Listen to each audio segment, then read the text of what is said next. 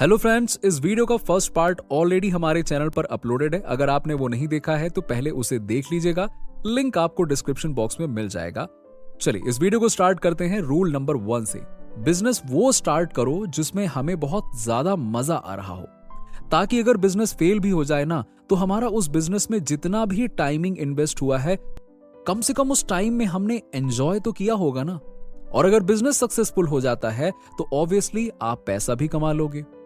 Rule number 2 कि कभी भी लोन लेकर बिजनेस स्टार्ट मत करो, क्योंकि बिजनेस में बहुत सी ऐसी चीज होती हैं जो अनप्रेडिक्टेबल होती हैं, लेकिन बैंक को कोई लेना देना इस चीज से नहीं होगा कि आपका बिजनेस चले या नहीं चले। बैंक को तो सीधी बात है अपने पैसे से लेना देना है, उसे अपना पैसा चाहिए, बस दैट्स इट। रूल नंबर 3 कहता है कि पार्ट टाइम बिजनेस स्टार्ट करो, जिसमें से 1 से 1.5 साल के बाद में हमें अंदाजा हो जाता है कि ये बिजनेस चल सकता है या नहीं, और साथ ही ये भी पता चल जाता है कि हमें इसमें और टाइम इन्वेस्ट करना चाहिए या फिर नहीं।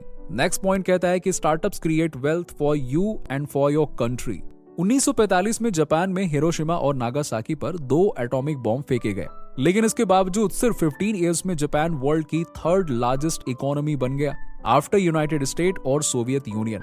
1945 के बाद सबसे पहले जापान में शुरू हुआ इंक्लाइन प्रोडक्शन मोड, जिसका मेन गोल था रॉ मटेरियल का प्रोडक्शन, जैसे कि स्टील, कोल और कॉटन। एक टाइम था जब जापान को चीप कॉपी कैट प्रोडक्ट बनाने वाली कंट्री के रूप में देखा जाता था, लेकिन फिर अकियो मोर्तिया, जो कि सोनी के फाउंडर थे, उन्होंने सोनी का मिशन सेट किया कि वो जापान में इतने गुड प्रोडक्ट्स करेंगे कि लोग जापान को क्वालिटी के नाम से जाने। मतलब उनका ये मिशन ही नहीं था कि सोनी प्रोडक्ट अच्छी क्वालिटी के लिए जाना जाना चाहिए, बल्कि वो तो ये चाहते थे कि जापान क्वालिटी के नाम से जाना जाएगा। और इन कंपनीज यानी कि सोनी, टोयोटा, होंडा ने काफी कंट्रीब्यूट किया अपने देश की इकोनॉमी को इंक्रीज करने के लिए, जबकि कहीं ना कहीं हम लोग इंटरनेशनल सोच नहीं रख पाते। मेरा मतलब है कि बहुत ही कम कंपनीज हैं, जैसे कि इन्फोसिस, टीसीएस, विप्रो एटसेट्रा। इनको छोड़कर हम सब अपनी कंट्री में ही लिमिटेड रह जाते हैं। जस्ट हम सबको याद रखना पड़ेगा कि देश की रियल ग्रोथ तब होती है जब हम प्रोडक्ट्स को एक्सपोर्ट करेंगे, ना कि इंटरनेशनल मार्केट के प्रोडक्ट्स बाय करें।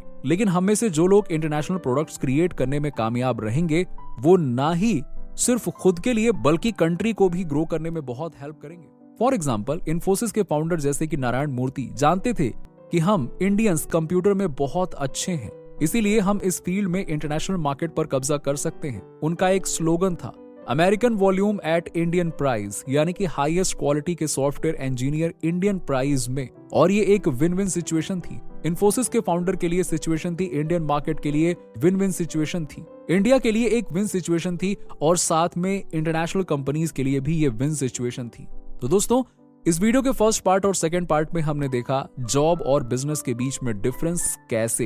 एक तरफ जॉब जिसमें सिक्योरिटी तो है, but at the same earning में ग्रोथ नहीं है, यानी कि एक फिक्स अमाउंट में ज्यादा हम अर्न नहीं कर सकते। वहीं स्टार्टअप्स बहुत अट्रैक्टिव होते हैं, लेकिन एक स्टार्टअप यूजुअली सक्सेसफुल होने के लिए एवरेज मिनिमम 6 से 10 साल तो लेता ही लेता है, और उसके बाद भी हम 100% श्योर नहीं होते हैं कि सक्सेस मिलेगी या नहीं मिलेगी, क्योंकि startup by definition startup is a experiment, and experiments का रिजल्ट तो कुछ भी हो सकता है। लेकिन फिर भी अगर हम स्टार्टअप्स में इंटरेस्टेड हैं तो बेस्ट है कि स्टार्ट में आप पार्ट टाइम ही स्टार्ट करिए।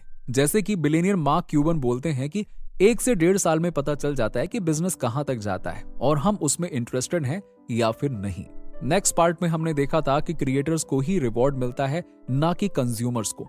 इसीलिए अगर हमारा स्टार्टअप सक्सेस हो जाता है तो ऑब्वियसली एक वेल्थ तो क्रिएट होती है। इसीलिए अगर हमने ढंग का स्टार्टअप ओपन किया तो लोगों की भी बहुत हेल्प होती है, और हमारी कंट्री की भी तरक्की होती है, और एक विन विन सिचुएशन होगी। इसमें हमने देखा था कि जापान कैसे सेकेंड वर्ल्ड वॉर के बाद अपने प्रोडक्शन के कारण ही एशिया की सबसे पहली डेवलप्ड कंट्री बना। दोस्तों, अगर आपको लगता है कि ये वीडियो आपके फ्रेंड्स के काम आ सकती है तो ये वीडियो उनके साथ में जरूर शेयर करें, और चैनल को सब्सक्राइब करने के बाद बेल आइकन का बटन दबाना मत भूलिएगा। आपको ये वीडियो कैसा लगा कमेंट सेक्शन में कमेंट करके बता सकते हैं। जल्दी हम आपसे दोबारा मिलेंगे। Bye bye, take care.